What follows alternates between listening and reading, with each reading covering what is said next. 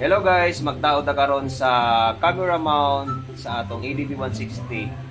Camera mount for Insta360.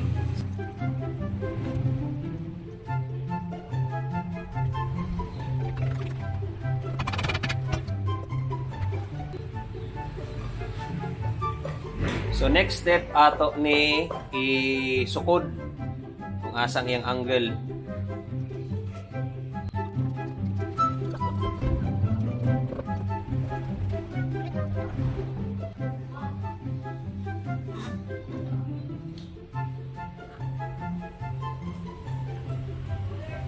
Actually guys, pwede na nag-isa.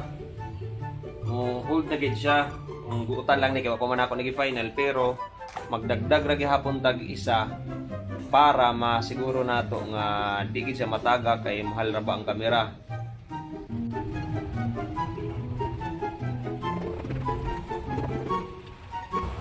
So karon kay na set up naman nato ang duha ka points sa lower ug sa upper, ato na dayon final ang pagduot ani. Wala na tools nga kinahanglan. So kung naamoy mga action camera para napudlain nga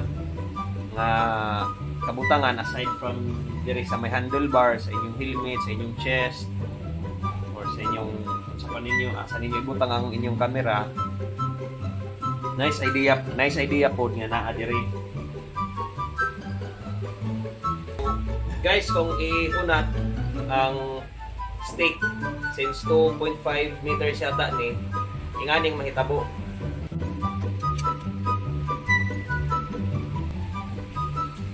So inganang mahitabo sa sit up. Pero ako ipasabot guys nga buhaton ra pod ni siya kung full extended. Syempre sa kadtong mingaw nga mga lugar, mingaw nga kalsada, kanang mag-shoot ka og mga nature ana kay sa ako murag delikado kung naagid ka sa daghan mga sakyanan. So, kung adto kag mga bukid, mga probinsya nga mga lugar, pwede ra siya. So napod kay choice nga paubsa ni siya, like for example ingani.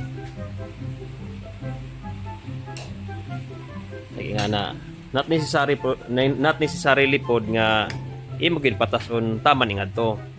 So pwede ra pod ing ana kataas. Oh, see?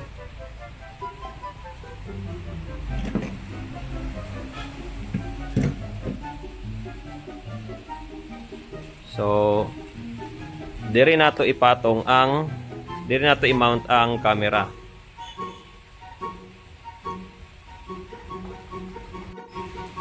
So ato i-try karon pagtaod ang camera mismo.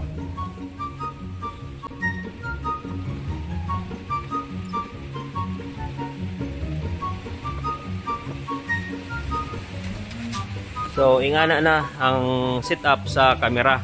So although 360 degrees ning kuha sa atong camera, naagi hapon siya suggested nga pagka-mount sa camera para nindot kaayo ang kuha.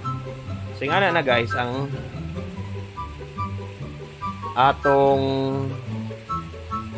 setup para sa atong 360. So pwede pod paubsan, pwede pod siya mas ubos ingana.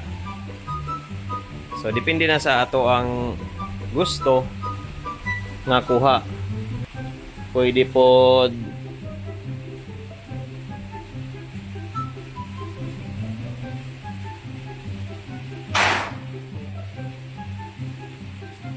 taas kaayo, pero dili na ako siya ka-recommend sa high speed kay I'm sure mo labyog na gid siya.